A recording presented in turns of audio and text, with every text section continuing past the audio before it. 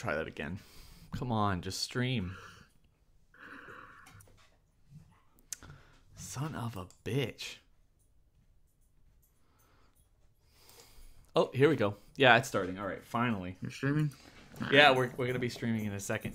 I still need to change that thumbnail. Damn it. I should have done that. What is up, guys? I have MJ on here right now. I'm going to try to change that thumbnail for anyone who cares.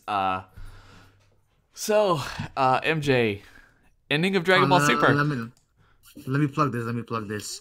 Streaming with Real to Real Production. Streaming with the teary-eyed,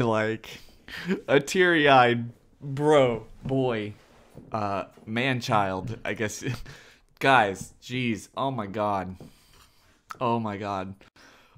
Can I just say, it just boggles my mind how much I enjoyed that episode. And I know a lot of this is not critiquing it at all. It's just simply my own personal fandom that's coming through here. But gosh, it was just everything that could have gone right and was right about that episode actually went right. And I'm loving it, dude. I loved every single minute of it.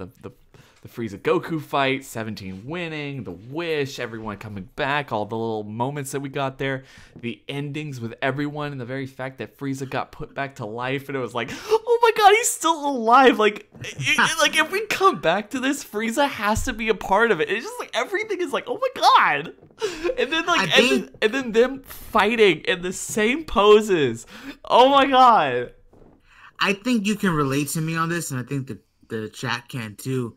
This felt very much like a seasonal ending and not a series ending. You get me on that? Mm-hmm. It felt like they left a lot of stuff open, which, remember, me and you've done streams about, I wanted that. I wanted them to leave this so open, that way they can come back and explain it later in the movie or in a new series. And they left this so open, Mark, that I think the narrator actually says something about Saiyans have no limits, which is basically the tagline for the movie. Oh. And then on top of that, they mention a quote unquote strong new opponent until that day comes. We're be at peace, right? Which is, again, it feels like they're really trying to hammer down that this is continuing into the movie. Oh, it definitely is, and I just felt like everyone wanted that open-ended moment, what's gonna happen next, and even though everyone had their own little kind of unique this is what happened moment. And this is the thing that kind of gets me, man. I have to say, the whole Goten Trunks Marin thing, we got just a brief glimpse of what they had been doing. And, I had told you so many times before that I wanted to get an entire episode dedicated to that. But I have to admit, even though I do still think it was rushed, and I do think that they didn't give us everything that we needed for that particular story, it's all we needed, right? It's so weird to sit there and watch everything play out at the very end the way it did and say, okay, I wish we had more. It would have been better to have more, but this is exactly the only, this is the bare minimum of something they had to give us in order to make us understand everything that had been going on in the meantime and have us react as emotionally as possible to that story and how it all played out in the interim of that 48 minutes. That's essentially the last year of our lives watching this show. So it's freaking crazy. Like I said, how much I love that episode.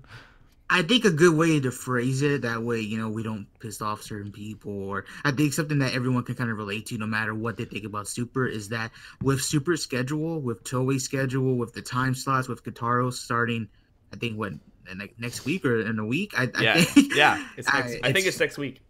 It's next week, right? They gave us a satisfying ending with all that being said. You know what I mean? It could have been a lot worse. It could have been a lot worse, but they gave us a very satisfying ending with what they were working with. You know what I mean? Yeah, I completely agree. And it's weird because I was in such... I don't want to say a bad mood over the last couple of weeks. I don't want to say a bad mood because I wanted so much more from this series, and I don't know if anyone who's listening to this right now, just a shameless plug for my own selfish needs. I actually, I went into the last couple weeks kind of feeling a little bit bad, like, oh, I wish Super was a little bit different. I wish that we had gotten something a little bit more, and you know, for the most part, in a very critical sense, not just kind of like throwing away all my fandom and whatnot. I still feel like that. I feel like Dragon Ball Super could have been more. I feel like we deserve more, but at the same time, you know, just looking at what we got and how the Tournament of Power ended up after all is said and done, it's a really enjoyable arc. And I've been saying this for months. I didn't even really care how it was going to end up, how they were going to end it. I really think that it has been and will solidify itself as one of the most enjoyable arcs Dragon Ball has ever done. And I'm talking about all of Dragon Ball. I don't care whether you're talking about the series or the video games or anything. Like, this arc is something that people are going to remember, because I think this was the arc out of all of Super that mostly all Dragon Ball fans from across the world really came together to talk about at the same time as it was airing every single week, and that's special. No, yeah, I agree with you on that. When you think about it, this arc kind of gave us a lot of different things, you know, because when you actually think about it, the God form, the blue form, that was all shown to us before Super. You know, I mean, we already knew it was coming. And then with pause, I was kidding. And then with Kaioken, there's not really a transformation. So with it, when it comes to our main characters like Goku, this is like the first legit official state of being. Even though it's a technique, it's also like a form as well. This is the first legit form, like a state of being for one of our main characters to actually achieve in this arc. You know what I mean? Ultra Instinct. So I think that's cool in itself. This arc really did provide us that, and no matter what you think of the writing or the scaling or so this and that, it was a fun ride. I mean, there are some people who don't like the story, but legitimately just had fun watching this weekly. So it probably will go down as an arc that I think a lot of us are going to remember because of that. You know what I mean? Yeah, and you know, even when you break it down to some of the biggest things that I had a problem with, and like I said, if you're here, guys, if you're listening to us, I'm sorry, we'll get to the chat later. We're just talking right now. We haven't had a chance to actually speak, MJ and myself, so this is what this is. But you know, you and I, throughout this entire this entire arc and everything, we've had our problems with it. I feel like it's really unfair for anyone to be listening to us right now and saying like, oh, we're fanboys. We definitely have our problems. Right now we're just interacting with each other and talking amongst each other as fans. Like, oh, we really enjoyed what we saw here, and we're expressing it in that way. We'll probably in the next couple of weeks think about what they could have done better and what they messed up on, what they could have. There's a lot to talk about, bro. There's a lot to talk about. Exactly. So don't let. The only thing I'm saying here is let's not focus on it. Let's not get too caught up in being overly critical in what they gave us or how it actually ended up, because the show just ended, right? This is something that we need to really kind of sit on. Unless you hated the show in the first place, then you're not going to react the same way anyway, and you just want to take down everyone a peg. I understand that. I've been there before in a lot of different television shows that I've watched and even enjoyed over the years. This is a completely different situation. Both MJ and myself have been watching this show ever since it started, and frankly, we've been covering it for the vast majority of its runtime. So, I mean, this is something that is kind of the culmination of several years and thousands of man hours, and you take yours and my work, not only working together but separately on covering this show and trying to watch it and everything that kind of came with it. So yeah, I can't help but not be a little bit emotional about everything that they did here. And you know, 17 winning, I think, is something that I have to say is probably one of the best things that they've decided on doing. Frieza eliminating himself and Goku helping him along doing that was something that you and I talked about for months going on. Like, oh, this is probably how it needed to end. Goku and Frieza actually starting to work together. I wish it had been a little bit longer, but that's just the way it is. I mean, like, How did you react? I mean, just going through this, man. Like, how did you react from almost beginning to end? You know, like just beat by beat. Dude, it was insane. It was beat by beat. Well, I watched it with a whole bunch of people in my server, and we were screaming, bro. I mean, Takahashi was on the episode. The animation, Goku and Frieza working with Jiren. Oh, by the way, me and Real True have a video on my channel if you want to go check it out, because I'm about to be an egotistical person right here. Do it. We kind of predicted this. You know, Frieza going up against a tired Jiren and talking shit to him and breaking him down. Like, bro, I got chills. I got chills when he was like such a strong warrior, but when he's broken down, he becomes so fragile. Like, I love that so much, dude. And then there was the other scene too where he said something about like his heart, or he feels his heart shriek. You know, he feels his heart like beating fast or something like that. And I just like, that's Frieza, bro. Like, that is that methodical. That's that crazy psychopathic Frieza, and we got him here. You know, and he was almost like relishing in the fact that he got to beat down Jiren like that. You know, he's like, "Oh, you're not a beast anymore." You know what I mean? I love that so much, dude. And it's funny, we did a video on that. And I'm happy that kind of happened because they needed to explain. I don't want to do the whole power scaling debate, but they needed to explain why Frieza and 17 can fight Jiren now. You know what I mean? And I think they brought that perfectly because we saw his breakdown in 130. You know, we saw him crumbling because like his whole worldview was just shattered, you know? So I think that's cool that they kind of incorporated that here and it played as a catalyst for Universe 7 versus Jiren. You know, I love that. And I was screaming the whole time. Like I said, Takahashi animated it. It was awesome. And then the montage at the end, bro, it's... like I said, they worked with what they had and maybe we wanted more. That's true, but what we got was awesome, dude. Like the little interactions, Pan beating up Vegeta and Goku, you know. Like you said, bro, I think it gave us what we wanted. We just want more of it, you know. And that, I think that is just the crux of this entire show is like, I wanted so much more. As I said, I'm starting my own thing.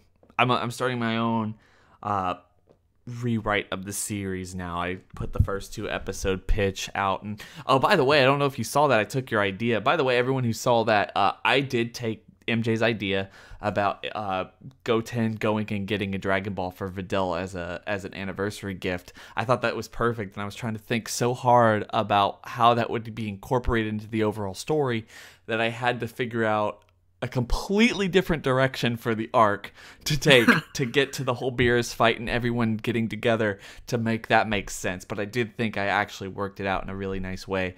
But I absolutely love that because it definitely is kind of this family heirloom for the Sun family to always have a Dragon Ball in their midst. But on the other hand, this, yeah, like we wanted so much more from it. I wish it would have gone on for a little bit longer, and it did kind of feel rushed throughout the entire series, and especially the last couple episodes and the last part of this arc. But I really can't fault them for that. I mean, I think it does come together in a really interesting and nice way.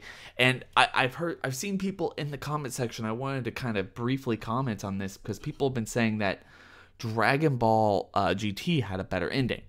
And I'm not opposed to saying that is true, but I think people take that ending solely for the last couple minutes and don't look at it as its overall arc.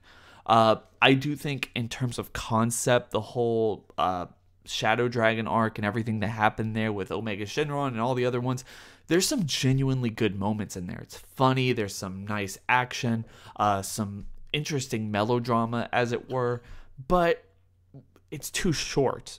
Dragon Ball Super with the Tournament of Power at least had a solid year's worth of episodes to throw at us, and not a vast majority, but if you take everything from the recruitment arc all the way to the very end, you're talking about the last 50 episodes of the show were setting up this ending. And yes, they might have rushed that, but when we get to that point where Goku and Frieza are going head to head, Goku's throwing fucking Frieza at Jiren, and he's like, oh no, Frieza's gonna just take him out and eliminate himself and leave Goku and 17 there. And then you realize that Frieza can't do it alone, so you have Goku just like coming in, trying so desperately to get his Super Saiyan form back up. Like, it's just like, oh my gosh, like, it's so amazing to like see that actually play out and experience that as a Dragon Ball fan after sitting here watching week to week for the last 3 years or so, experiencing the show play out. And it's like,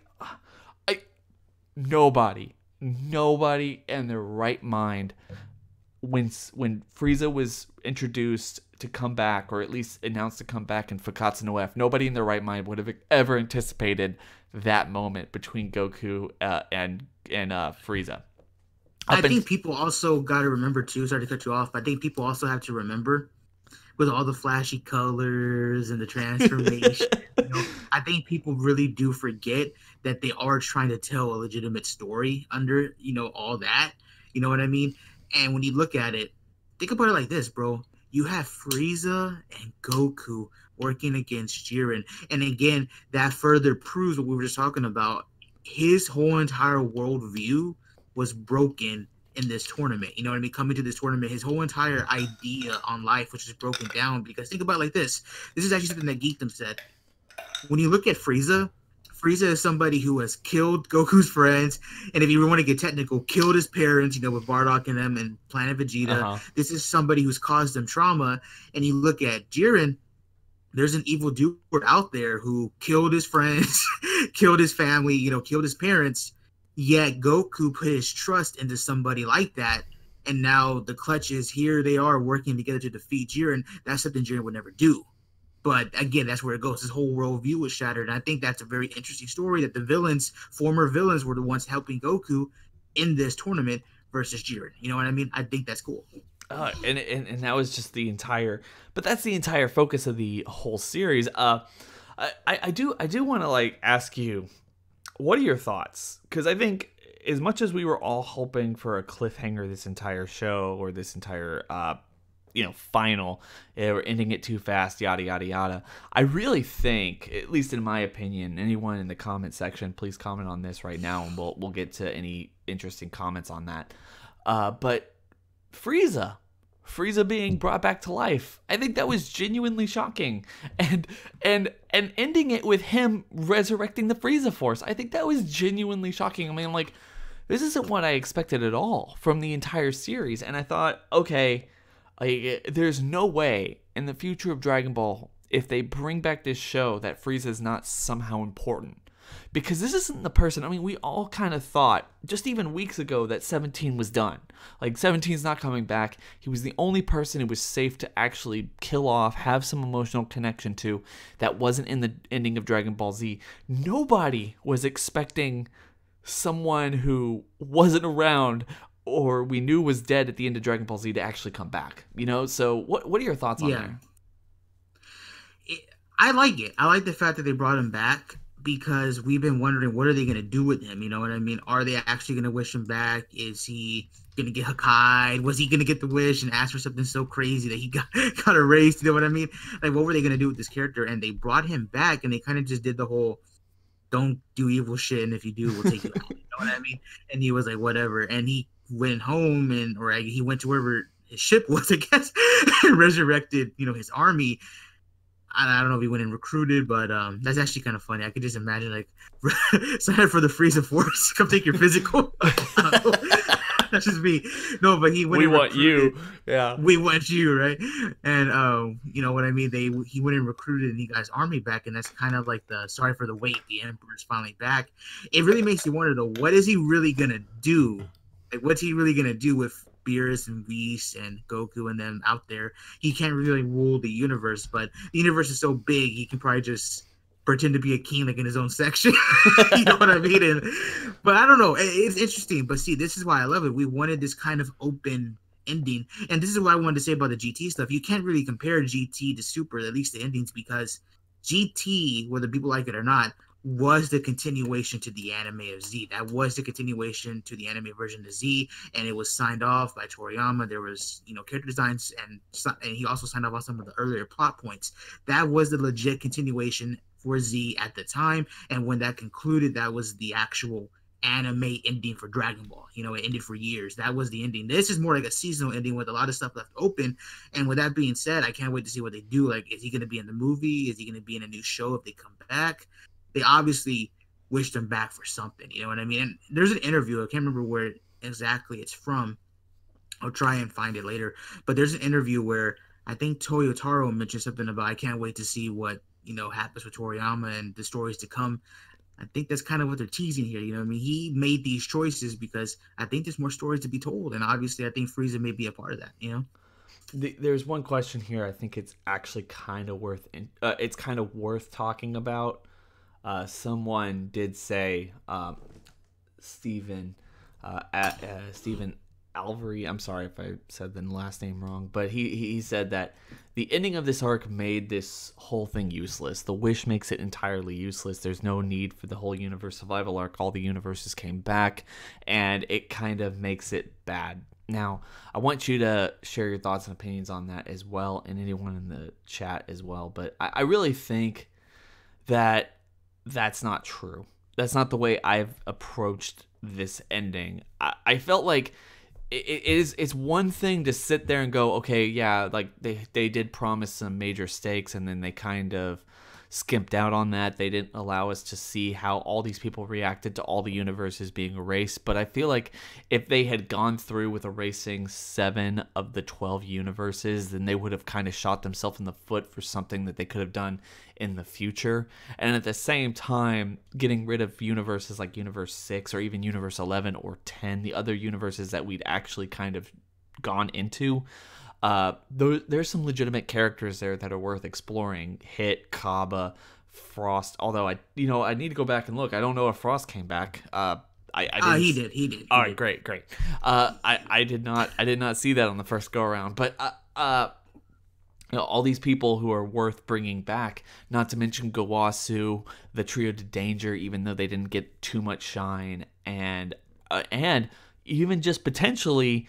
Given the broadness of the wish and the potential impact of it, Universe 13 through 18.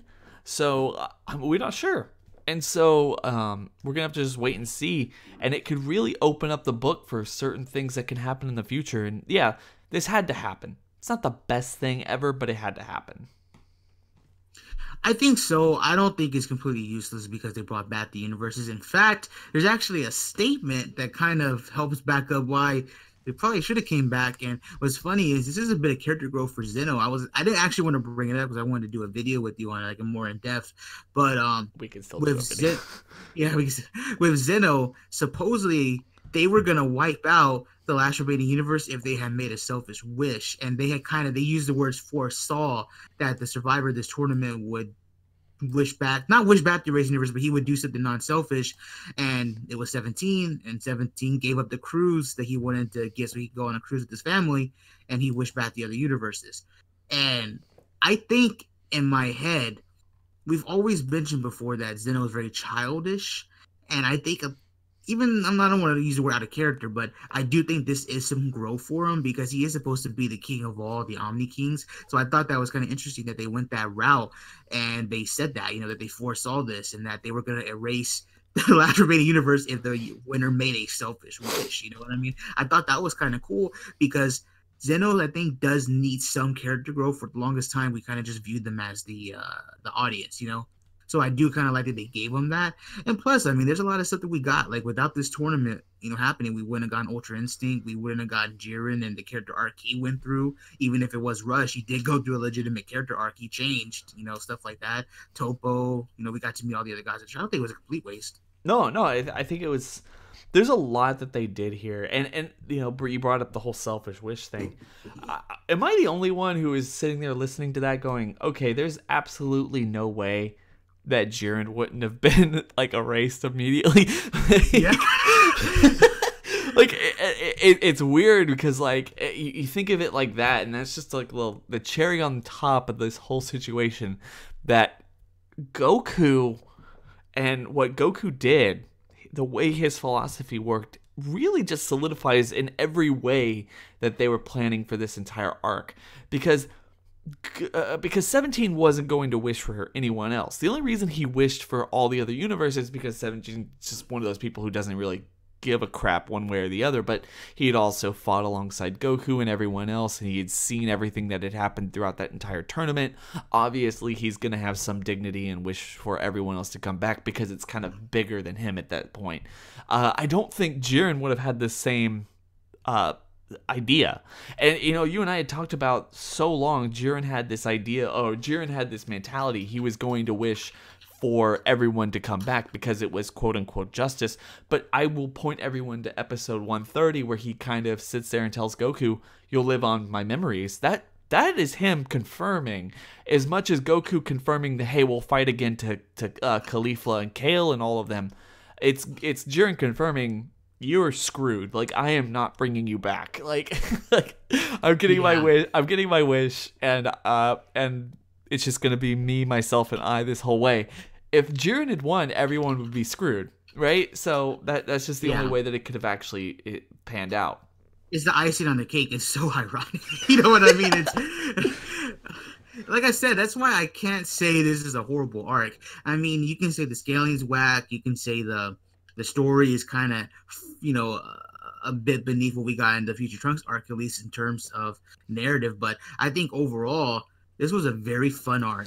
We got a lot of cool moments. A lot of cool stuff was introduced. Even though they did pay homage to a lot of the older stuff from Z, there were a lot of cool original moments from scratch that we got. You know what I mean? So this overall arc, man, it was a fun ride. And with what they were working with, dog, I think 131, pretty good episode and a very satisfying ending. I can't say for sure if it's the best ending, but it is a satisfying ending, and it could have been a lot worse. So this is one thing I actually want to talk about from the chat. Evil Platypus says, was Universe 7 the only universe that could have won? Unless Cabba was the end winner, I can't see anyone else in any other universe winning back in the Fallen Universe, or wishing back the Fallen Universes. You and I talked about this in other videos, and I made a point, a pretty big point during that time, saying Cabba needs to win this thing. And you know what? I still, even after everything is said and done, I still kind of believe that. I still think that Cabba would have been a really good winning participant for the Universe Survival arc or the Tournament of Power. And it's weird. And I want to get your thoughts on it. Anyone in the chat, please share your thoughts, and I'll comment on the thing that I see that's interesting. But the thing is Universe 6, I understand when they took them out when they did. They needed an emotional moment for a universe that we were connected to at that point. Because at that point, about half the tournament had gone through. We were kind of in a rut in terms of all these universes being erased. We didn't really care about Universe 9 or 10 or any of the other ones that have been erased up until that point. Universe 6 was the only real universes that one of the only real universes we could actually sympathize with, and they did a double whammy eliminating them and I believe Universe 2 at the same time. I can't remember off the top of my head. So it needed to happen, but I really had wished if they would have rewritten it, if I would have had my way, I would have made them take Universe 6 and had them to the finals. Maybe just hitting Cabba, but have them into the finals, kind of give this like who's going to win vibe the entire time. And maybe after it's all said and done, Cabba winning, because Cabba is in of himself a Saiyan. We knew he was going to wish back all the universes, and at the very beginning of all of this, they gave him a lot of shine. They showed him recruiting Kale, recruiting Caulifla, trying to recruit people for Universe 6. And I mean, who would have ever imagined Cabba winning this, I don't know where he went. I guess he's done. He said BRB. So that's really what I was thinking, guys. Like, in terms of Cabba, in terms of anything else, I really feel like he would have actually lost. He would have lost if he had gone up against anyone like he did.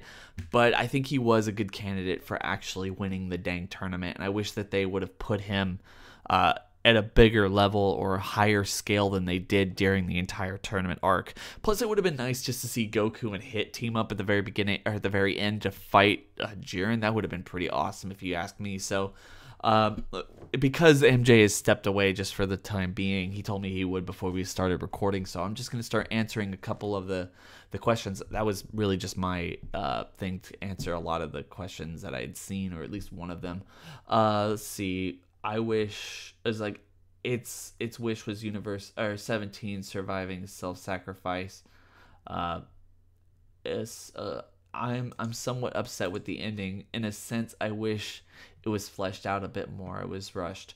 Like, that's something we've been talking about this entire time. Dragon Ball Super's ending was rushed. I think that's undeniable at this point, but it still was satisfying for the most part. I really enjoyed what they gave us, and I feel like even though a lot of what they gave us was really rushed in terms of, like, we only got to see a visual representation only for a couple seconds of stuff that happened during the tournament, and even though a lot of the characters were kind of thrown to the side, or the entire wish was too quick, a little too on the nose, we're like, oh, just bring back all the universes, something that we had been kind of laughing off for the last whole year. Everything like that, yes, there's problems, but I think it's super undeniable at this point, especially if you're one of the people who've been watching this show for as long as, not only me and MJ have, but also everyone else who's probably been watching it from day one. It's hard not to get emotional with the way that they handled everything. So yeah, rushed, totally sure, totally fine. But I really enjoyed it nonetheless. MJ, are you back? I am back. All right, so I went on a little tangent, but I want to get your thoughts and opinions on this, and I'm going to go back in the chat and try to read stuff as you're talking. But I really wanted to get your idea about Cabba winning the Tournament of Power, because you and I talked about that for a really long time. I mean, what were your thoughts? Universe 6 eliminating, when they did, an emotional impacting moment that they needed to give us at that point. But do you think they could have held off the elimination of Universe 6 to have us maybe just even hit and Cabba, or just Cabba himself in the running for the very last person? I mean, how unexpected would that be? What are your thoughts?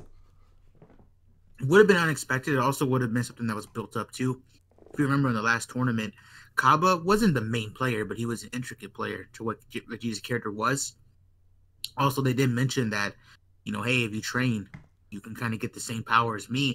And me and you always took that. You can go find older videos on our channels. We took that as Cabba, maybe perhaps them hinting that he would train with Vados, or just learn more about the God power. You know what I mean?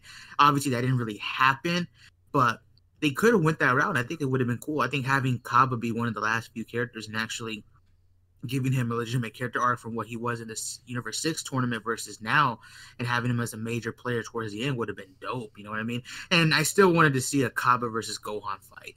I still wanted to see that. We didn't get it, but I wanted to see it. Yeah, no, I really wanted to see. I mean, there's just so many different possibilities and outcomes that they could have given us. Like I said, and Beast Hour kind of mentioned this as well. I want to keep plugging this because it's something I'm really excited to do. Just doing this new series on my channel where I'm rewriting Dragon Ball Super. I can't wait to get to some of the more ridiculous things of the show. I can't wait to rewrite Battle of Gods or Forgotten after the Champa arc or something, because I really think, even though what Super gave us was serviceable, I think it could have been better, and it would have been more fun to really experience or just kind of tell a different story than what they ended up telling us without getting too fan fiction-y. That's really my big goal here. Is I don't want to get too bogged down into, oh, they're gonna go Super Saiyan through here and like blah, blah, blah, blah. Like, no, it's like kind of going into the same realm that they gave us with the show, but just slightly tweaking the story here and there, and putting things that pay off later, just subtle hints here and there, where when it finally comes to fruition for the story, you're like, oh yeah, like I totally saw that coming from the very first episode because it was mentioned and we got to see it, so that's what it was actually intending. And in the long run, that's probably one of the biggest complaints I have about Super is things didn't really pay off. Like, they would introduce things and it would kind of meander for the longest time, and even though certain things did pay off, like, oh, we got Ultra Instinct after Whis was talking about it way back in the whole Forgotten movie, it's like, it's not really what he was talking about. It was not really the same thing. Goku experienced it too much too quickly, mastered it too much too quickly, and it's like, I want that build up to be there. I want there to be something that would indicate like what's to happen in the future. The thing is, going back way long time ago, like 2 years ago, remember when they were adapting Resurrection of F into the arc, and Goku and Vegeta kind of touch fists as they were training, and we get that sense of like with the blue key, and they both experience it. But that's not enough, in my opinion. Like, yes, it is kind of foreshadowing, but we didn't actually get to see them achieve that transformation. They just show up with it. And I think that worked in the movie because obviously you're not going to sit there and show us a whole nother transformation scene in the movie, but in the arc they had the time to really develop that, and they just decided, screw it, they'll do it off screen. And it's like, why? Like, for what reason? And that's the thing, like, Super could have been better, but they gave us something that was still serviceable, I guess. It's kind of like what I said for the ending of this, and what you said is kind of the clutch of the whole series. They gave us what we wanted. We got what we wanted, but we just wanted more of it. You know what I mean? Mm-hmm. Let's see. Someone says, M-Town Boy for ya. Rebriam's universe was one of my favorites. That transformation theme reminds me of Rogue's theme from X-Men versus Street Fighter, in my opinion.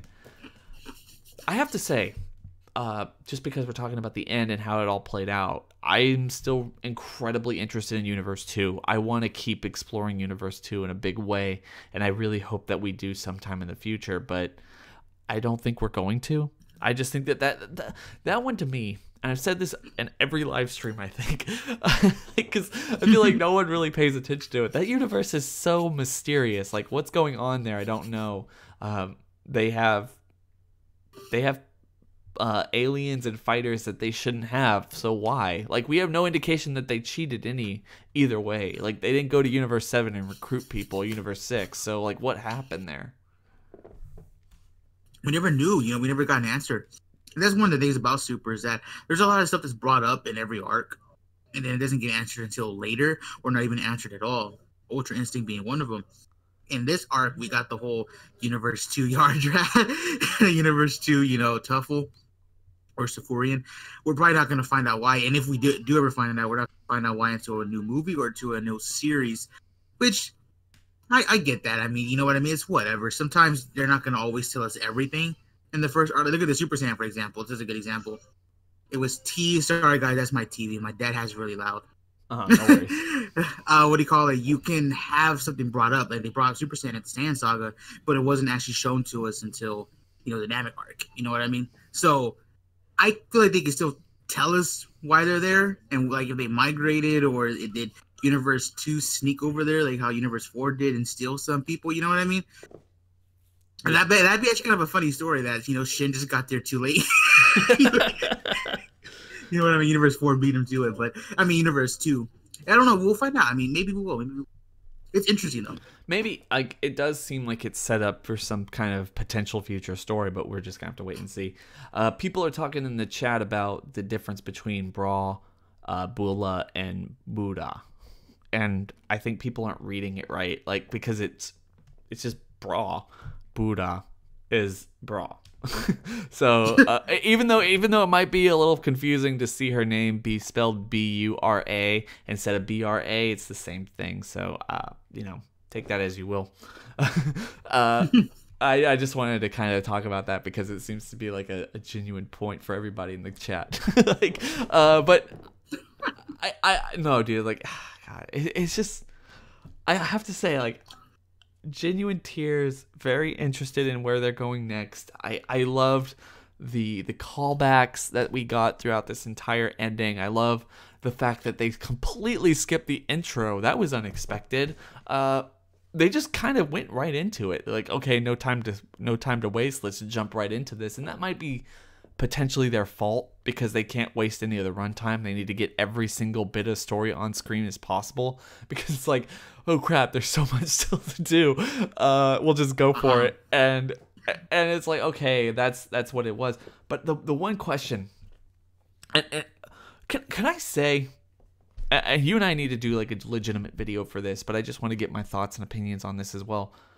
The time limit didn't need to exist. Like, It really didn't. I mean, for what purpose? It didn't normally. Okay, normally when it comes to time limits in storytelling, you have two possibilities. One, last second, and you win, right? Or you overcome, you defuse the bomb, whatever it is.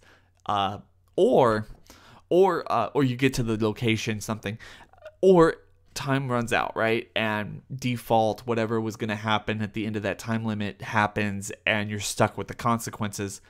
Neither of which happened here.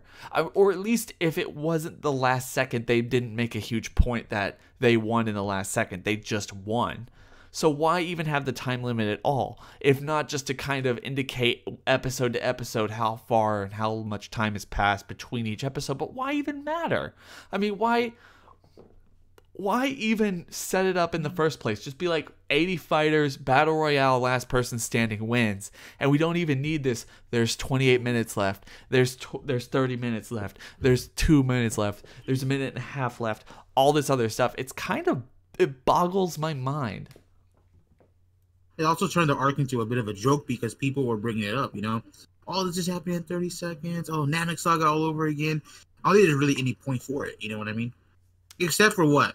Adding like a plot to certain episodes, Oh, 17 needs to fight Topo. He needs to beat the time limit, you know what I mean? And they made that a plot point for that one episode, and that's it, But even then, like, yes, it was kind of a plot driven aspect, especially at the end there, but it's kind of lazy though, it didn't really serve the plot. And the only thing that it really did, which is kind of crazy in my opinion, is they changed the environment. They changed the sky when it came to like the 24-minute mark, the halfway point, and that's the only thing they did.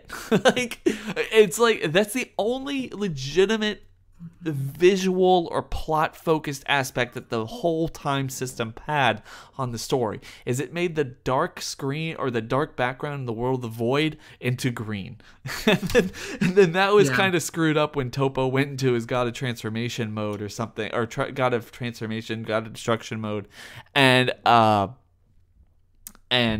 he turned it into like the blue or the purple skyline after that. So it's strange. Like, I'm not exactly sure why they decided to play off the whole time limit thing as if it meant anything to the overall story when it clearly didn't. Before you go into the chat, I have a question for you. Now, we may do a video on this in the future, to go more in depth. What are your thoughts on Whis bringing back Frieza? Because when it happened in the episode, someone in my server actually brought this up.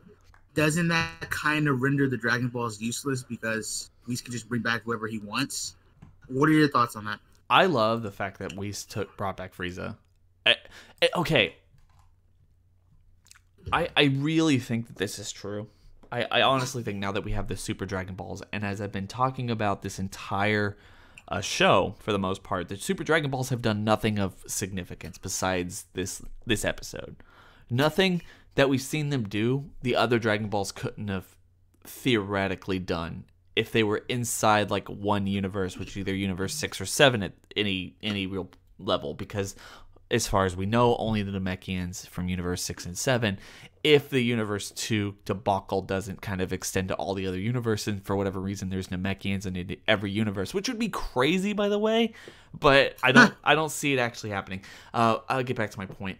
I think that Whis being able to bring back people is pretty awesome, and I'm excited for what that means in the future, because I want, just my personal opinion, if they bring back the show in any real way, if someone goes after the Super Dragon Balls, if something happens, I want them to do a Mira and Toa thing. I want someone to bring back Shenron or Super Shenlong or Shenron and wish for the Earth Namekian, Universe 6 Namekian, all the Dragon Balls outside the Super Dragon Balls away.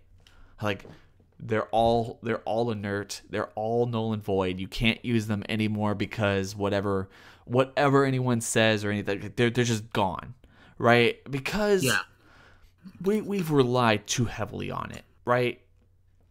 we've relied too heavily on these magical wish orbs to bring back Yamcha and Krillin so much that it's just a freaking joke at this point. We need Dragon Ball, whatever the continuation is, whatever future movies or anything, we need to get back to the good old days where they're going after the Dragon Balls, be it multiverse hopping or something, to get those magical wish orbs before some crazy villainous person does, be it a Frieza or anyone else, right? So I would really appreciate that, and Whis being able to bring back people if he wants. I think it would solidify this. It would solidify bringing back people, because this isn't the first time we've seen it either. Elder Kai, ancestor, whatever you want to call him, like he brought back Goku, so it's not like that big of a deal. Well, also, the idea behind that, renders the Dragon Ball's useless, nothing's at stake anymore. To be honest, with that logic, Dragon Ball itself hasn't had any stakes because of the Dragon Balls, you know what I mean? Ever since, Bora coming back to life? So, I mean, the idea that he can do it, and plus, we don't even know, there may be a limitation behind it. Mm-hmm. Maybe he can't bring back a whole bunch of people. Maybe he can only bring back one person. And even then, that's stakes, because if the Dragon Balls get erased, or they're gone, like you said, like in a future arc, then he can only bring back like one person out of the people who died. You know what I mean? So we have to find out. We'll see what happens. Like I said, there's plot threads that were not answered in here, but I think that's okay, because if they tried to do everything in one episode, it was going to feel way more rushed than what it actually was. You know what I mean? But here's the thing that I think is really interesting, because I think it's hard to escape this. Dragon Ball Super has always kind of been on a pedestal in terms of the story that they had to tell throughout. And I know a lot of it was kind of made up as it went along, the whole universe survival, basically everything outside of the first two movie adaptations. So when we get to another series, which at this point, I have to say, it's looking pretty much like a likely possibility sometime in the future, right? Or movies every year, 2-3 movies every year, just to kind of keep the franchise alive, with the manga in between, kind of probably as adaptations of the movies or something in between. We're not sure, right? Once we get past this 10-year time skip, though, it does open the possibilities, as you said, in terms of what's possible after all this. What's going to happen? Are people going to start dying now? Are there going to be actual stakes to the story? We've introduced universes of characters that we haven't actually killed off in any way. Hit, Cabba, Jiren, Topo, even the gods of destruction are open to, even they're weak at this point when you look at Goku actually being able to unlock Ultra Instinct and everything that's surrounded this arc, How far can Goku and Vegeta climb, especially when you want to continually portray the Saiyans as this race of fighters who can continuously climb and break their limits? I think any future iteration of this story is going to be endlessly more speculative and exciting in terms of what story they try to tell. Because I think they had, with the 10-year time skip, as I said, they couldn't kill anybody. They had that knowledge from most people who understood what the manga was and the ending of Z and where we left off there. Nobody was killable. Everyone was kind of plot armored and whatnot.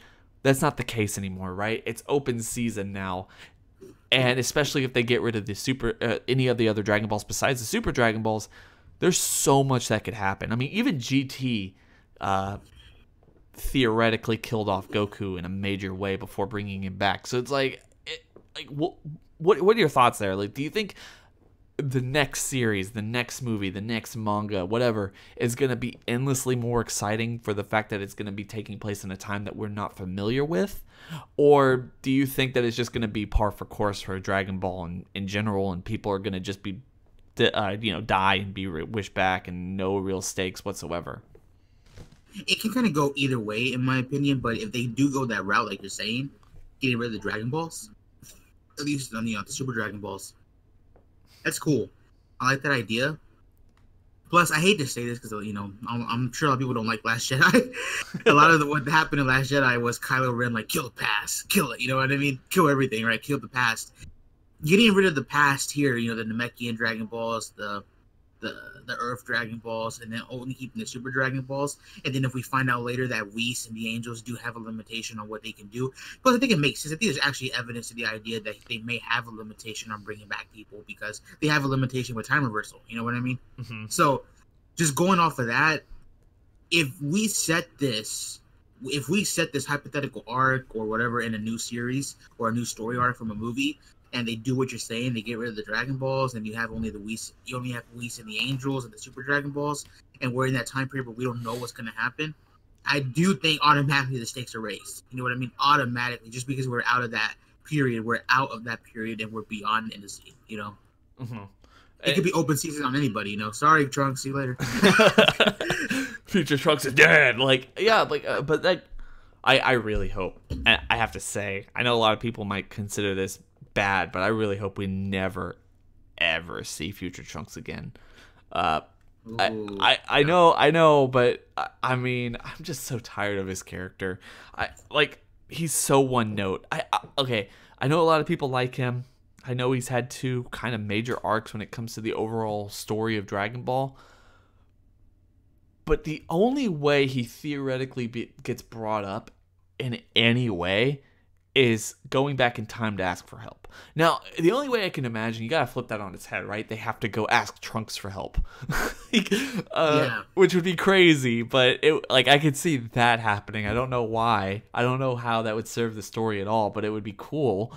It would be cool. And why?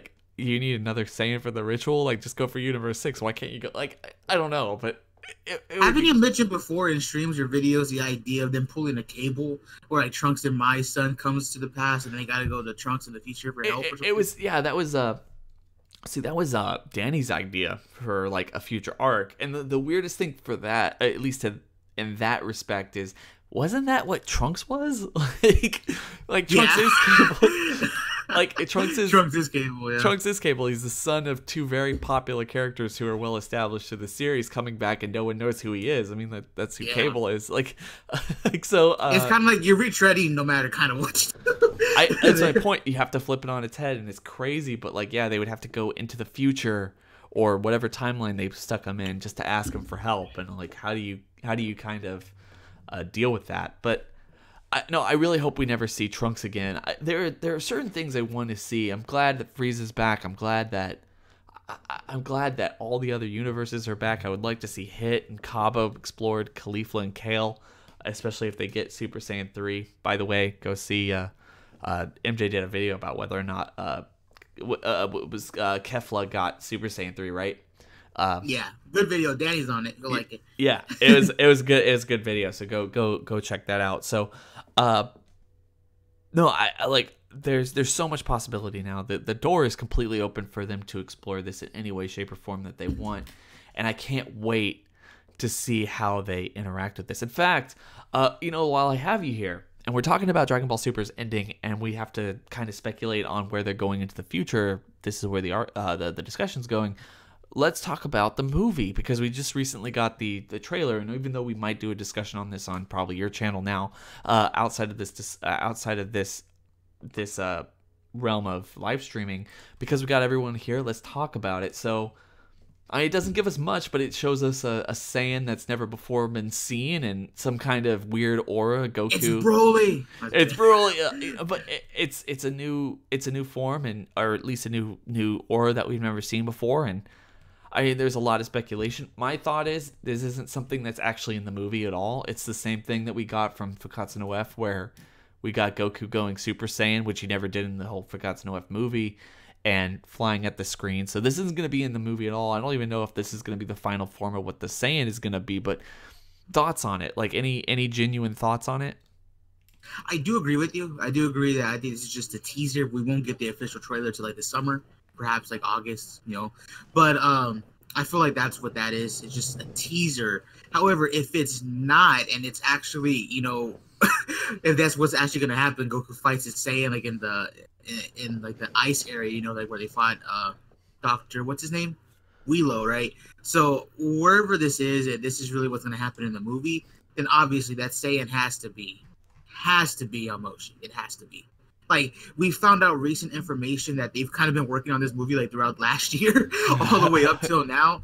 And with that being said, if you remember, that interview with Toriyama came out last year about the S cells and all that stuff, and it just makes sense that Toriyama comes out with a lot of stuff and kind of pulls shit out of his ass, but to come out with this whole explanation on S cells and had a character's name already ready with the and everything.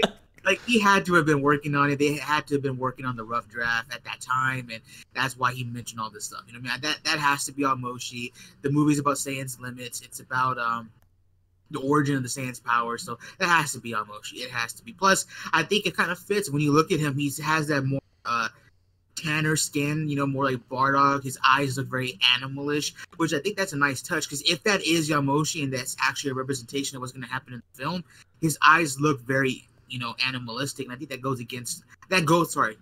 with Yamoshi, because he comes from that ancient race of Saiyans, I mean, like an older version, not the evolved versions that we know of, So I want to get your thoughts on this, because I was thinking about it earlier. So, as I said, with the ending of Dragon Ball Super and 17's Wish, it does kind of open up the possibilities that Universe 13 through 18 have been brought back in one way or another, right? Is it possible that the Saiyans aren't from Universe 6 and 7? I don't know if this is possible. Obviously, a lot of signs point to obviously it's not, because the planet Sadala, Vegeta kind of establishing this idea that yes, they had their planet Sadala and they destroyed it as well. It would indicate that there is some kind of a twin universe aspect to Universe 7 and 8, and that's where the Saiyans originated. I understand that. But what if Yamoshi was from another universe, and was also like that universe's god of destruction or god of something? Like, you and I have done these 2 videos on my channel and yours. I think the one on yours actually really blew up on this, is like whether or not the Saiyans are demigods, and this would really explain their power and the way that they're able to not only continuously climb, but also have these ridiculous transformations and the ability to go God just simply through a ritual, or even just training, for God's sake. Like, there's nothing, even though logically we can look at like what Vegeta did and think, okay, like Piccolo could get the same type of training, because it's just keeping your energy in your body, or whatever they ended up telling us throughout the whole earlier parts of Dragon Ball Super. I kind of refuse to believe that that's the case. I think the Saiyans are unique in their own way, and bringing back these universes the same way that they just brought back, Universe 7 or Universe 6 and Universe 11, Universe 10, all those little moments that we got to see. I can imagine the movie starting up with the ending of the Tournament of Power or something like that, and like a shot of Super Shenlong bringing back these universes, and then we get nice. We get back like Universe 15 or something. I don't know, like Universe 13 or something, right? And like Yamoshi just like shows up, like Yamoshi's just standing there, and he's this god of destruction wannabe, like Topo is, or he is a god of destruction or something, and he's just like, oh my, like, I'm back. Like, it's like, I thought I was gone forever, but I'm back. And it kind of sets the stage for the next evolution of Dragon Ball. Like, there was a reason these universes got destroyed. There was a reason that the Zenos decided against taking out these particular universes. And maybe, as I speculated in the past, but maybe instead of the Yardratians or the Namekians actually going from those universes and surviving and being there from the beginning of time, it was actually the Saiyans that kind of drifted into another universe or two and started to like kind of build up their societies, maybe even separating between evil and good Saiyans, and that's why there's a difference between Universe 7 and Universe 6, and they're not just simply twin universes. I don't know, but it would be interesting in my opinion. Just simply bringing back Yamoshi with a wish or something like that, it wouldn't work in my opinion. I mean, it would be a cool way to connect the arc in the movie. Like, 17's whole idea, he likes being human, and he's a wildlife protects nature. So he brought back the other universes, but at the same time, he brought back like a wild animal. You know what I mean? I think that's kind of a cool idea. Like 17's actions actually cause something here. I think that would be a cool way to do it and to twist it into the movie. And I love that. I would love, like, in a movie level animation, Shenlong, Super Shenlong just like fly into the sky, into the multiverse. Mm-hmm. That would be so cool to open up the film. But I mean, they could go that route. We did a video about the demigod stuff.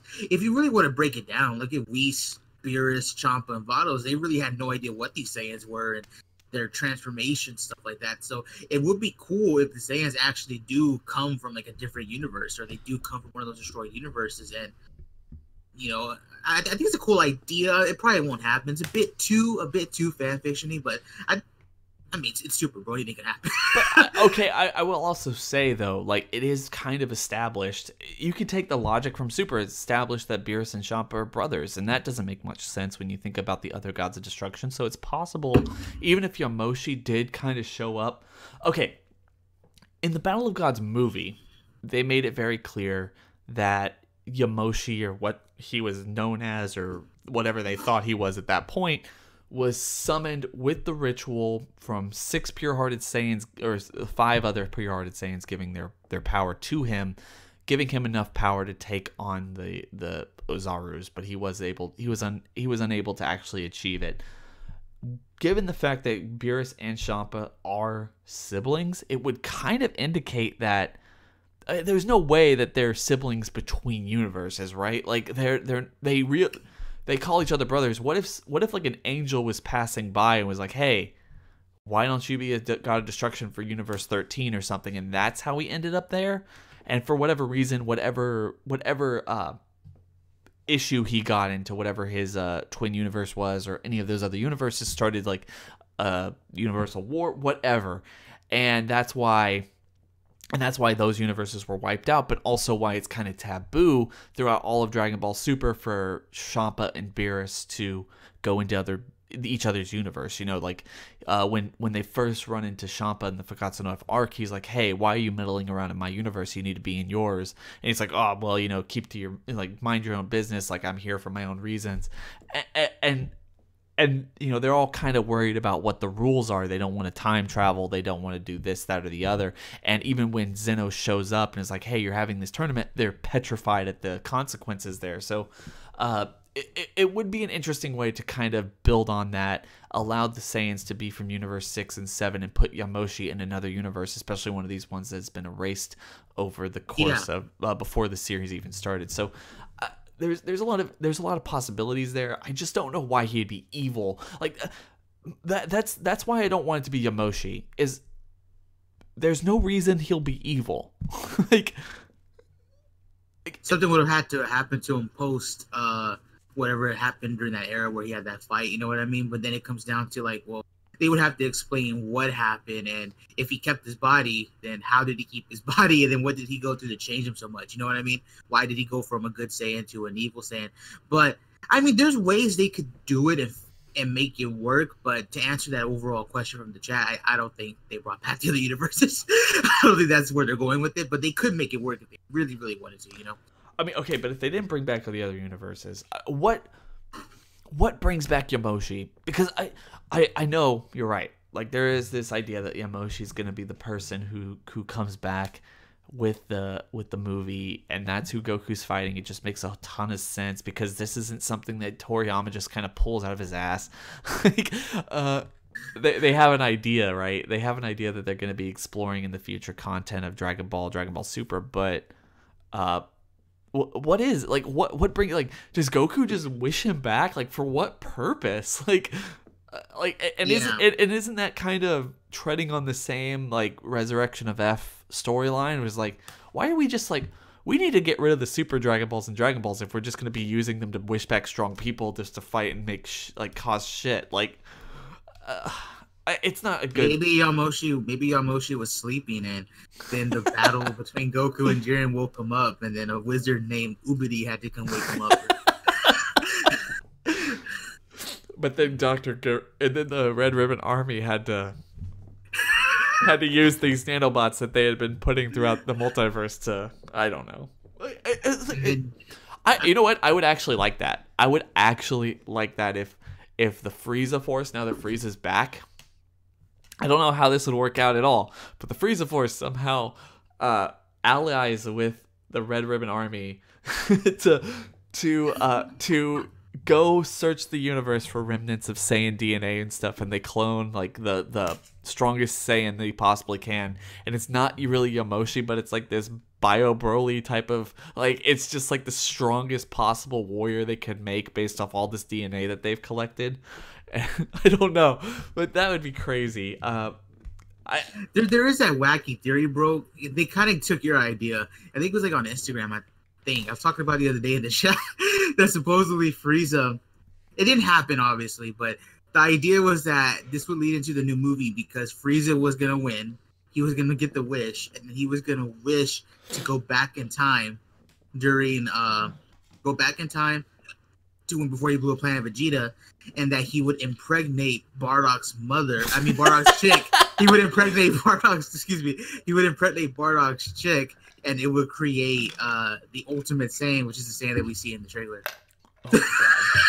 Oh my god. Does Frieza even have? I don't know. But no, okay, so that would be crazy, but I don't see it actually happening. Oh yeah. I still stand by that. The whole Frieza going back in time crap, like, oh, I would have freaking loved it. I would have lost my absolute mind. Like, he can still do it. I mean, maybe with the Namekian Dragon Balls, who knows? Yeah, he could still. I mean, like, why wouldn't he? I guess he's. I think the problem with bringing Frieza back is, what relevance will he have if he's not going to turn good? We're just going to know that Frieza's just out there causing havoc. I mean, those people don't join. Like, nobody in the Frieza Force joins Frieza willingly because he's a strong person. He's a tyrant. So Goku's like, hey, you better not try anything, but he instantly goes and does something. It's like, and I don't know if it's true. I don't know if it's true because we did a video, not you and I think me and Kyokai or Scouter, I can't remember actually who, but whether or not Frieza is good for the mortal level or not. And I do think that there's a legitimate argument to be made that he actually is really good for the mortal level, because he gets multiple civilizations in line in a way that they wouldn't be otherwise.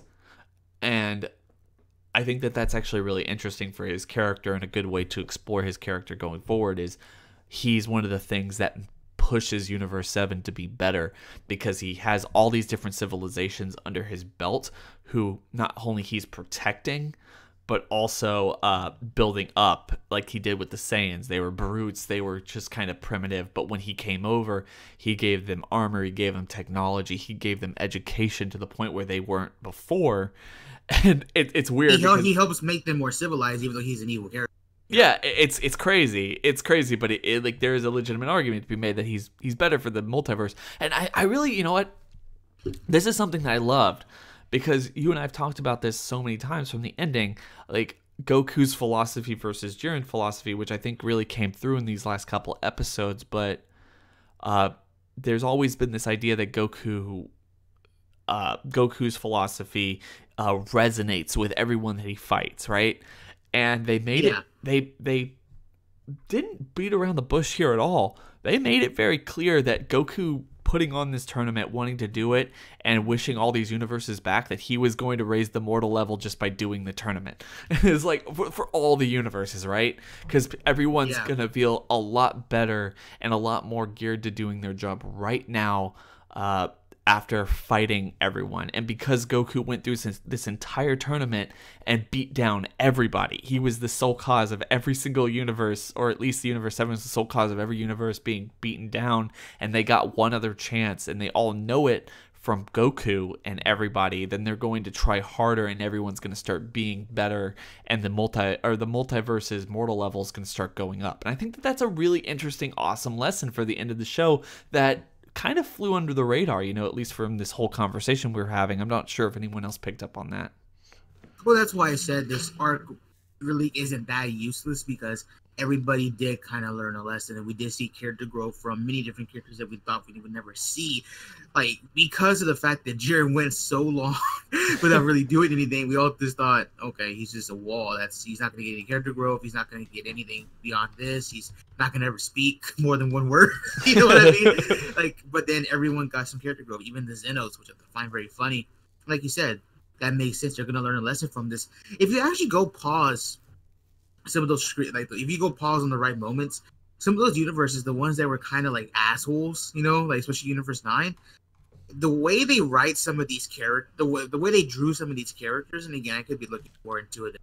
I usually do that, but you can kind of see maybe they were going for something there. Like, I think all of this happening, you know, this experience for everybody, it's gonna change them for better or for worse. We'll have to see, like, you know, in a new movie or a new show, but. Like, just look at the way Ro looked, you know, the Universe 9 Kaioshin, just kind of like looking down at the ground and the hair just kind of flowing in the wind. And you had like the trio of the dangers on the main pedestal, like the brothers are holding each other up, staring off to the Shenlong. You know what I mean? Like, I think they drew these characters for a reason like that. Like, I think we're supposed to think that they did learn a lesson. You know, this is supposed to fly under the rug. I think they're all going to grow from this. You know what I mean? Mm-hmm. From this experience. I do love that. If you go back and look at that, the way that they reintroduce all those characters, it's like Universe 6 comes back. They're in this kind of holy place, like some kind of a temple. And they're like looking up into the sky, like, oh, this, like Jiren and Toppo are in this like futuristic city. While they're all looking up at the sky. Yeah, you know? Universe 10 is in this like garden forest. It looks like it's on their Kaioshin, like they're all on the Kaioshin planet. And then just Universe 9 is in this like like lava burning wasteland. Like, it's so funny. I kind of laughed at that because it's like it's so different from everything else, but it kind of really shows that's the universe they're from. I mean, it's just hell on earth. It does. Every time we've seen Universe 9, it just seems like it is just the worst universe to be a part of, and it really kind of goes to show that the mortal level there is so low, you know, that they really don't survive in the best possible situation at any point. And that's why they're just covered in this like lava tinted like flames in the background. Everything is burning around them when everyone else is in like such a nice little area. They're a very slept on universe in my opinion. Like, I know they went out very quick, you know, in episode 98, and they also went out pretty quickly in the manga too, but at least the anime gave them some characters, man. Like, I like their characters in the anime. And I like the idea that they come from, like you said, this burnt down hellhole of a universe, and they have to survive. You know what I mean? And that's why they're so strong. That's why these guys are able to fight people like Majin Buu, is because they've been fighting, you know, for their entire life, because supposedly they have to, like, you know, the way they described it in the tournament, the way Bergamo explained how his universe worked, it explained they lived like in what is it, the Wild West, you know, like area where like everyone's just gunning to survive, and you always got to put up or shut up. You know what I mean? Like, yeah, like, you know what? I have to say, you and I have our problems with the manga, but the manga I think handled Universe 9 so well that I am personally more satisfied with the way that they were handled in the manga than they were in any point of the anime. And I know they got way more shine and way more stuff to do in the anime. But just seeing Frieza and Gohan and Piccolo go up against Universe 9 and be the ones who actually eliminate them, I feel like it was way more satisfying than Goku and Vegeta. Oh yeah, because anime centered it around Goku and Vegeta. You know, it's kind of funny because it really makes me wonder. There's again, I always bring this up. There's actually an interview where Toriyama did write out supposedly the eliminations for the characters. So I wonder if that wasn't the original draft. Like, who was supposed to take out the Universe 9 contestant? Was it, like, did he just write a team up, takes out Universe 9, and then I guess Toei went with Goku and Vegeta, and then the manga went with Gohan and Piccolo? You know, like, I don't know. I just find that interesting that they went two different routes. You know, it's possible. I would imagine like Toriyama decided that like Goku was gonna take out everyone, and Toritara's the one deciding that other people are gonna be taking out other people because it just makes more sense that way. But I could be wrong. I don't know. Yeah. I would actually rather Toriyama. I would rather it that way because it kind of flows into like Toriyama. I think understands why people like Dragon Ball. for better or worse, and I might hate it, but I think he does realize that this is Goku's show, Vegeta's show at this point, and it makes more sense for Goku to go in and completely dominate the Battle Royale. And then Toritaro just sitting back and says, well, you know, the anime is probably the main thrust for people watching this, and people who read manga want to read manga in general, and most people who watch anime aren't going to be reading this, or vice versa. So I'm just going to go my own way. And he wants to give other characters a little bit more shine, at least in my opinion. Yeah, the thing the anime does though is that if they do something different, they try, not all the time, but they do try. Gosh, they do try to help justify what they did. An example is the Goku stuff. Like, there was a legitimate reason why Goku was fighting Universe 9, because the anime did this in exhibition match differently, and they handled it differently. You know what I mean? They handled it to where Goku had a rivalry with them. You know what I mean? Mm-hmm. So, sometimes they do it, not all the time. Sometimes though. So. Yeah, and I would really want them to continue all of this if they ever continue the show. I want to go and explore Universe 9. I want to go and explore Universe 2 and all these other universes. I think even though, and it's kind of crazy because after we got through, or probably ever since the very beginning of Dragon Ball Super, we were all anticipating the whole multiverse story. We wanted to experience these multiverses. We wanted Goku and Vegeta to hop around, and they never really did that throughout this entire series. And, you know, like, in retrospect, looking back after all these years, I think, man, I wish they would have done more with it. I know we got the whole Goku Black arc, which had something to do with Universe 10, and then we had this whole Universe Survival arc, which fought all these other universes and basically showed us from the get-go that no one can compete with Goku, at least at this point, right? I mean, obviously they could probably bring back these characters after having fought Goku and make them just as strong because, oh, look, we trained super hard and it's been a couple years. But I think that they kind of threw away this whole multiverse issue, unless they do bring back those other universes that we've never seen or heard from before, because at least then it would be Universe 7 versus these, 12 other universe, or not 12, 10 other universes that we've never seen before and have had no real relevance to any story. And that would actually make a lot of sense because we're still left with as much as we had at the beginning of this arc, because we knew that Universe 10 was really important to the whole Goku Black Future Trunks arc, and then we knew Universe 11 was going to be the main focus of the whole tournament of power.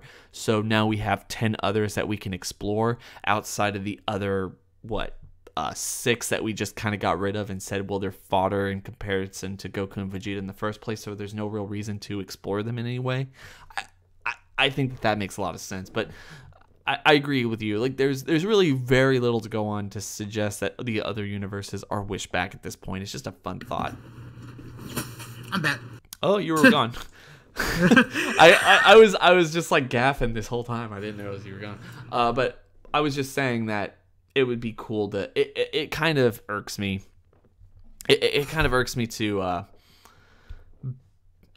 no extent to like, okay, like, even though we've reintroduced all these new universes, or these universes that got wished back, like, there's not really far to go with these characters yet, unless they do some kind of jump or something that would get hit, or anybody else from any other universe, to Goku and Vegeta's level. They're all kind of fodder right now, and that's why another reason I really like the idea of them bringing back the universes that we've never heard from 13 through 18, because it kind of levels the playing field with 9 and 10, with 10 and 11 being the sole focus of Super, and having 10 other universes that are potentially more powerful than Goku, or have people more powerful than Goku, so we really don't lose anything and we still get the tournament of power where everyone is fodder, but we still got all those awesome fights regardless. Not to reiterate myself to everyone who's been listening this whole time, but I just wanted to kind of... No. I get you on that. The thing with Super, though, bro...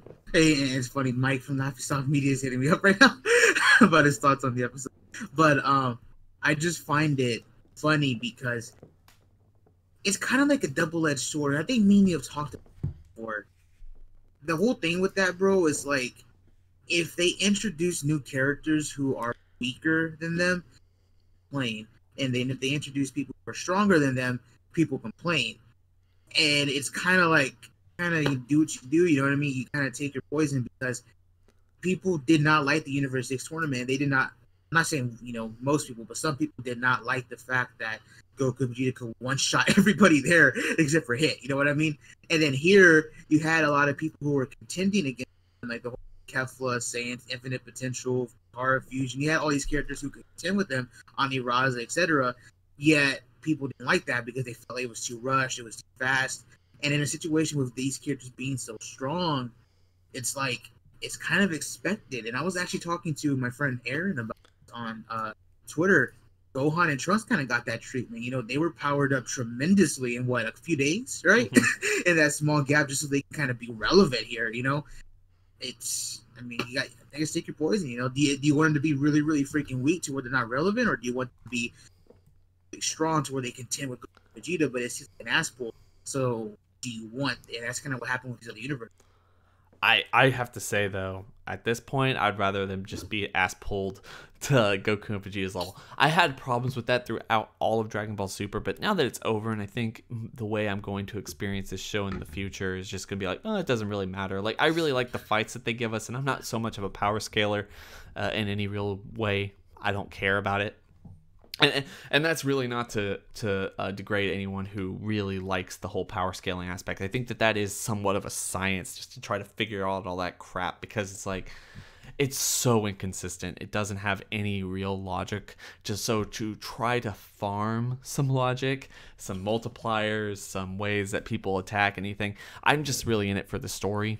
And if the story dictates one way or the other that now Goten and Trunks are god level or something without having blue, or I know you'll love that with Goten. I will, but like if they just decide that this is the case now and Pan is like the most BA of all BAs that ever BA'd, it's like, okay, I'm totally fine with that as long as they have like a direction, So I don't know. We're gonna have to just wait and see what they do here, but I really appreciate and enjoy what they gave us, and I can't wait to see the movie. I can't wait to see another arc for the show if they bring it back. I'm gunning for. I know a lot of people. I know Mike is doing this as well, so I might hit him up for it just to get his idea on it later. But I know he wants to do movies. I don't know if he was joking about that, but I saw him tweeting about it the other day. He would like for like 2 or 3 movies a year, and kind of supplementing the anime that way.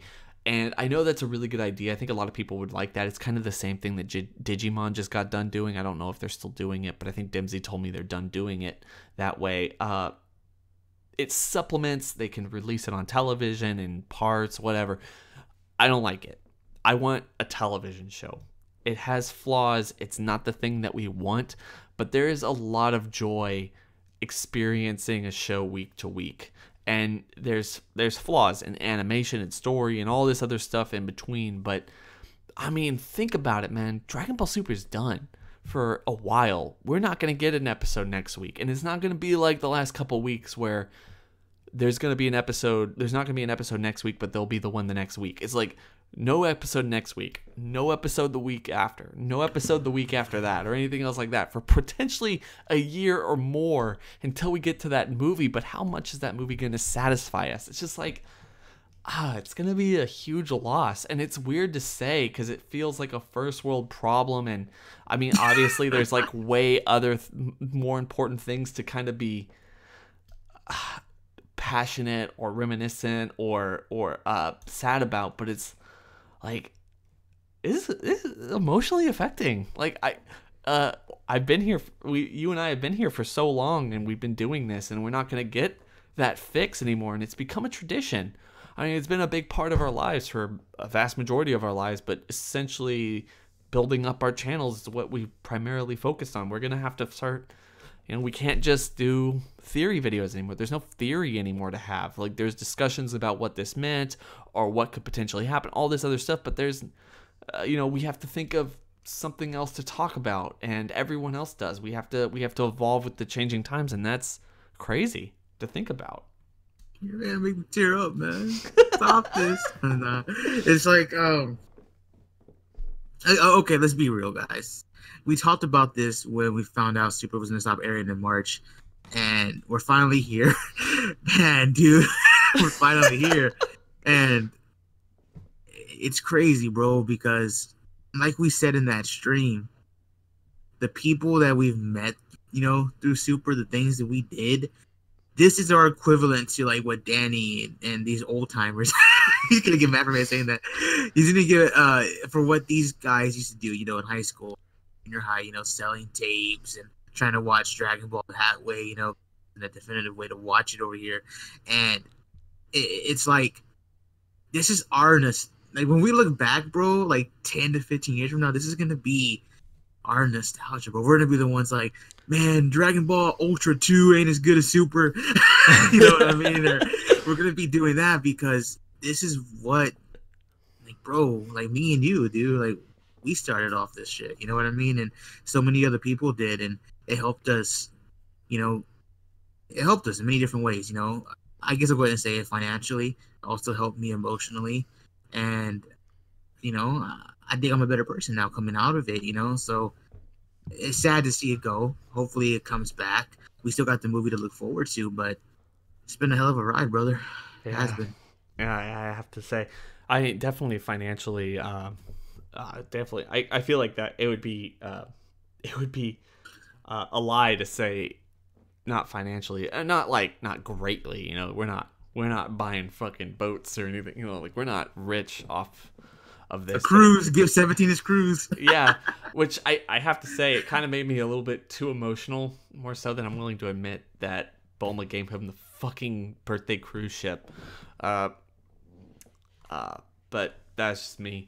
I think that worked out pretty well, but I didn't see that coming. Anyway, no, like, and you know what's weird?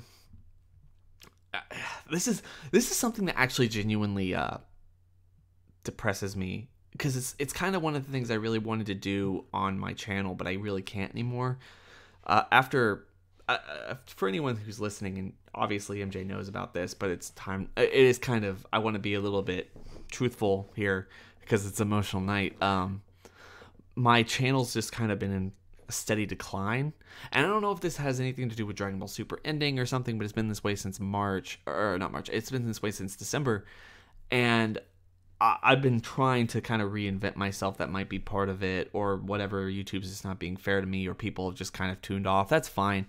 I can't like please everyone. Plus, my other channel's been growing steadily, so that makes me happy. But it does kind of depress me because MJ knows this. I don't know how many people who are listening right now know this, but when times were good, and I literally didn't need every single bit of whatever very small amount now I make from YouTube to pay off my debts.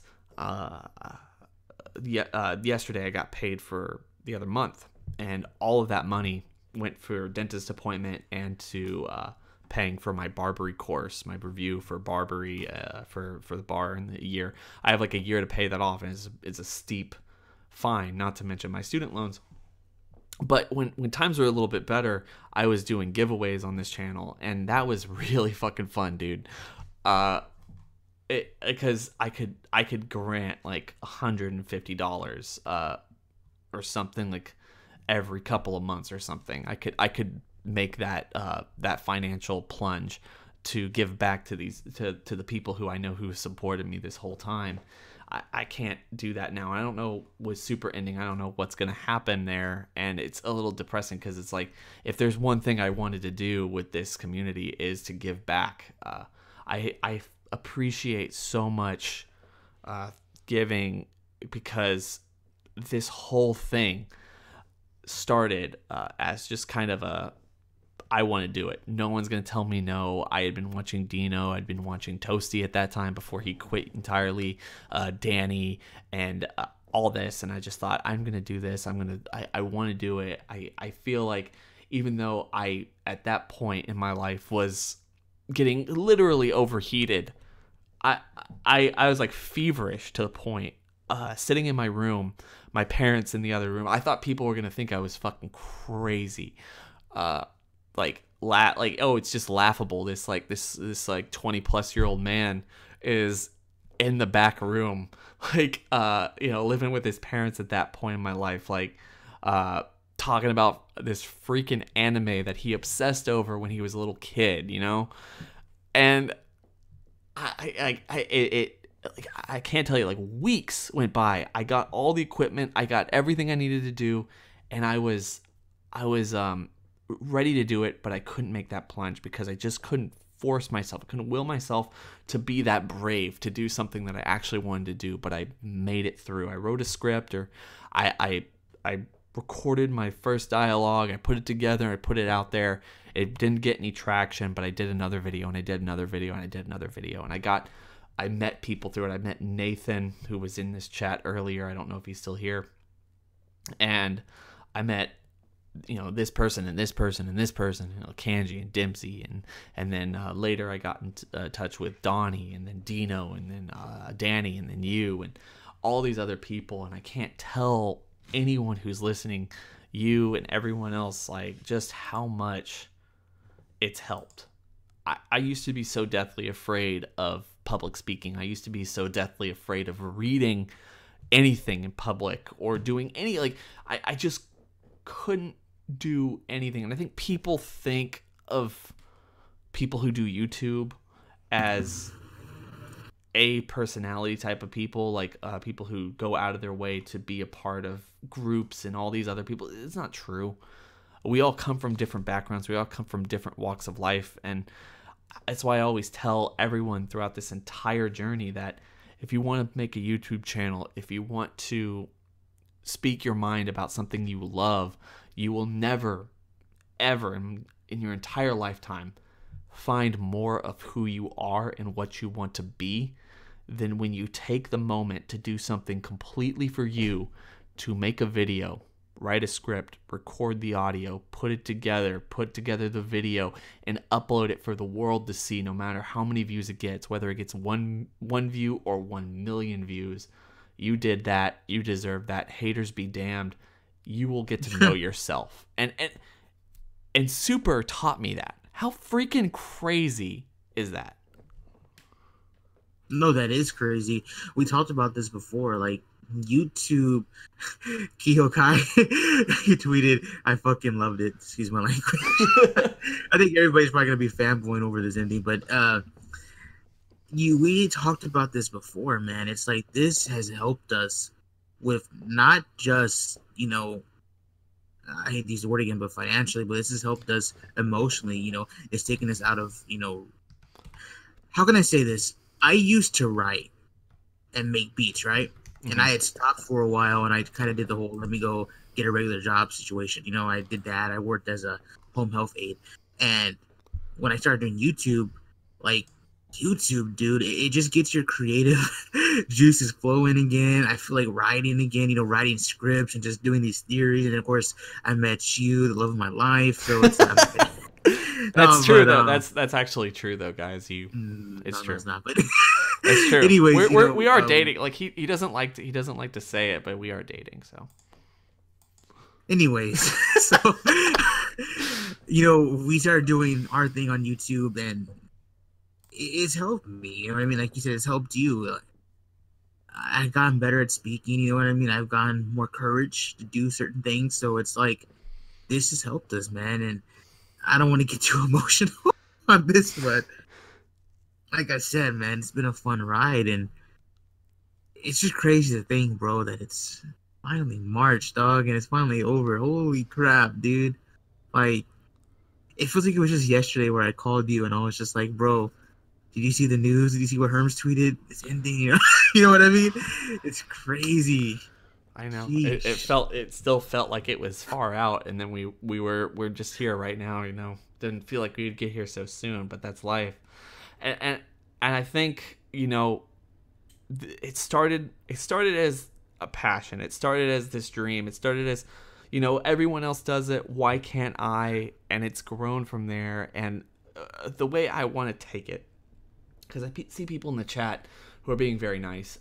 And thank you so much, guys. And it's telling us don't stop, and we really hope that you want us to keep making more content. You don't care what it is. It won't stop. It just won't. But it won't be the same. And I think that's the thing, is it can't and it won't. And I think if it were, we wouldn't have fun in it with it, and y'all wouldn't watch it. And that's the crux here, is what is it going to be? And there might be thoughts and opinions and speculation from us or from y'all, or what y'all want, but it's going to be different. It's going to be unique. It's going to be original, and it's going to be fun. We hope y'all like the stuff in the future. There's going to be discussions. There's going to be ideas. There's going to be stuff for the movie, discussions and theories that the show gave us, maybe some thoughts and opinions about the show, especially now that it's all over. But there's going to probably be less of it, but there's going to be better content. There's going to be stuff that y'all weren't really expecting. I'm sure MJ's still going to continue his versus battle stuff, which might even, as it did earlier this month, kind of go into other anime territory, which I think is pretty exciting. Myself, I'm going to be doing the fights that we should have gotten throughout Dragon Ball Super, as well as my rewriting of Dragon Ball Super, which I'm hoping to make a weekly affair, if not once every 2 weeks, hopefully.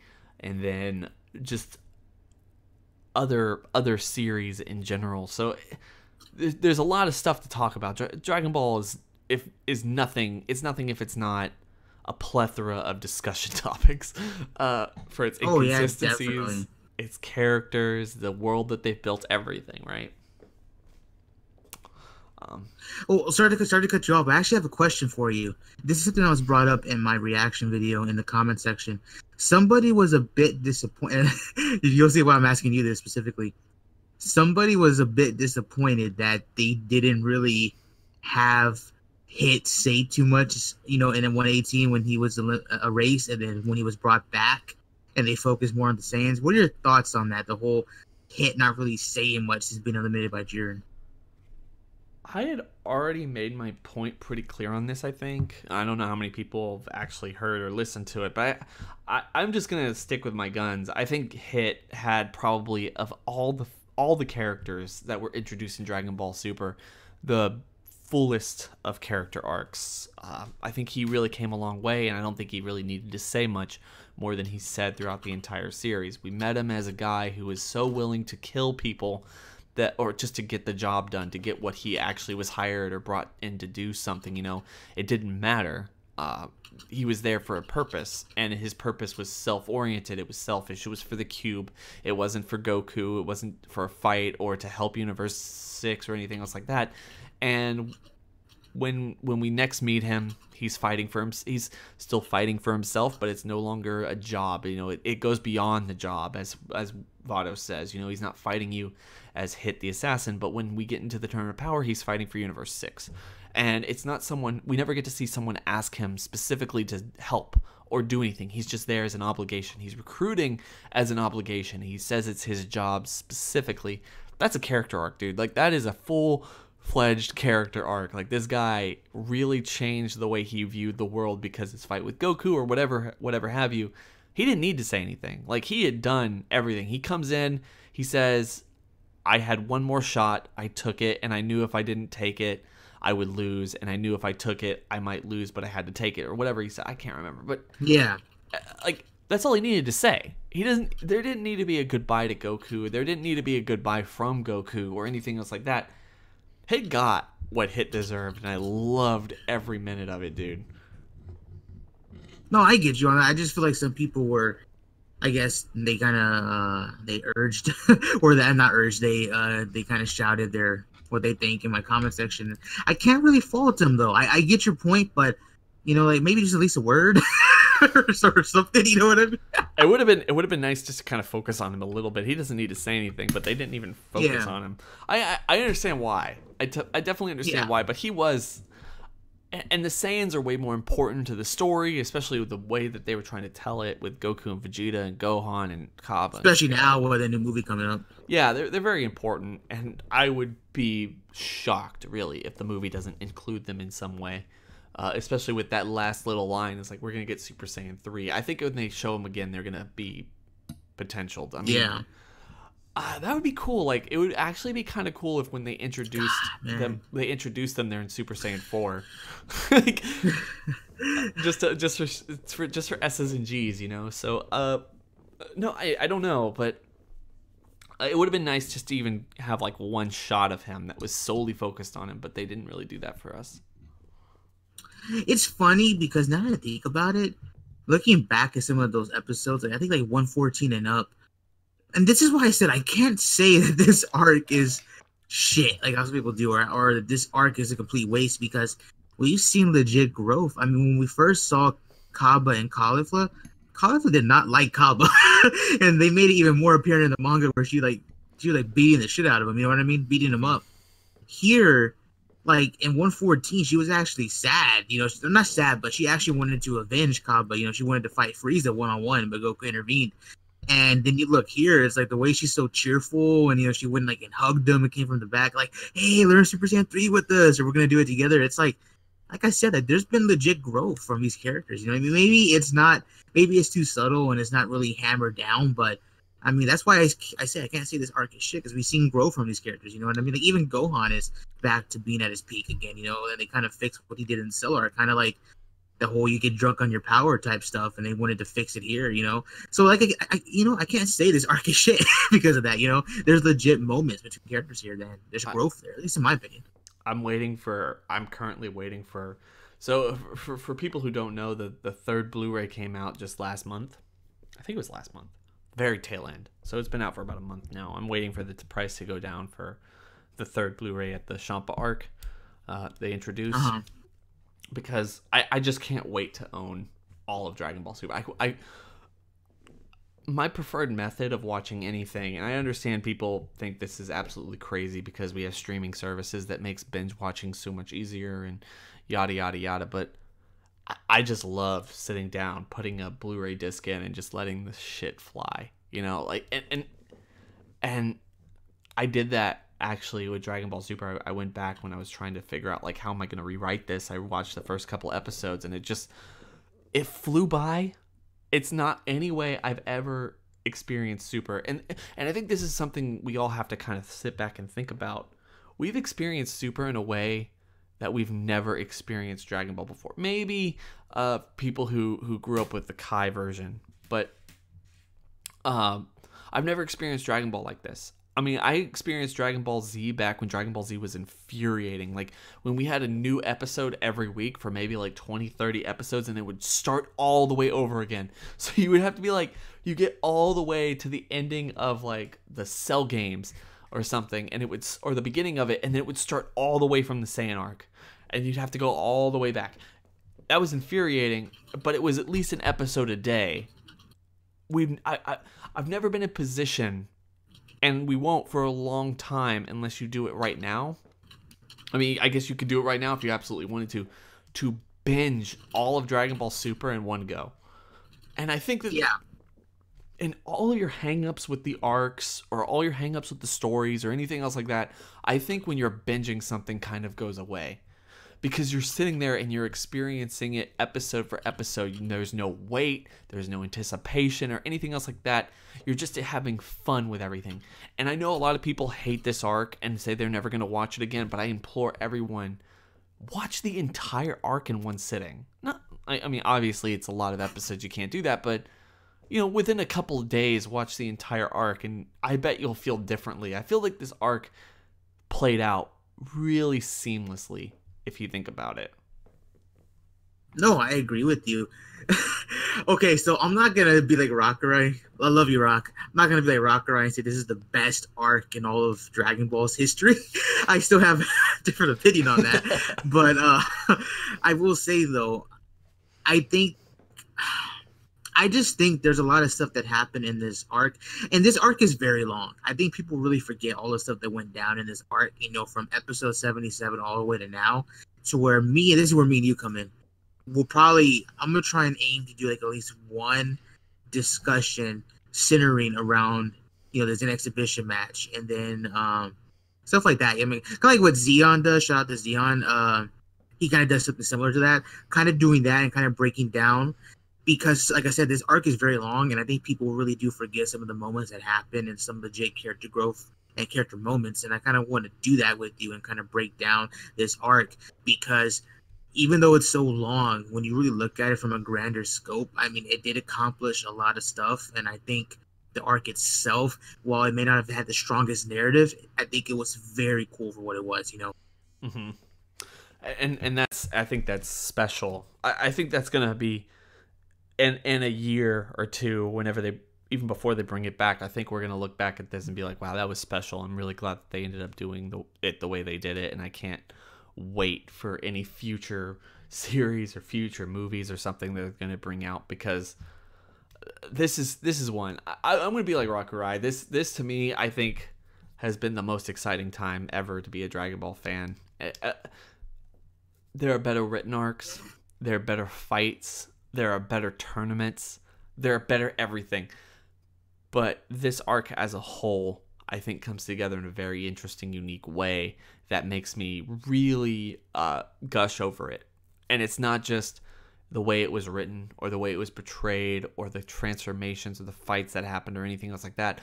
It's not even just, it's all that plus the experience of having watched it week from week doing this whole thing. So as we talked about, so it's just so amazing. And I guess, you know, we've been doing this for nearly 2 hours. I bet it's time to about end this. You know, the thing is I wouldn't have had it any other way, I guess. Like, as much as like I wouldn't have had it any other way, but, and I think that that's the best I could have hoped for, is now that it's all done, now that I've sat on some of these stories for as long as I have, especially the beginning of the series, I think that they could have told it better. Any story could have been told better, especially in retrospect. But what they gave us and what we got, I think it was pretty good. No, yeah, I agree with you on that. Anyway, guys, I think we're going to leave it at there. I hope everyone has had a fantastic night. I hope you really enjoyed the ending of Dragon Ball Super just as much as we did. This doesn't mean the ending of mine or MJ's channel. Please make sure to go check out MJ. Guy does some really awesome content. And now that the series has ended, you can really expect some really interesting stuff from us, because we're going to, like I said, be changing up the stuff that we do, the content that we do, just different series, different concepts that are going to be so much more unique and original other than what we've been doing this whole time. So, guys, I hope everyone is having a fantastic day. It's been real.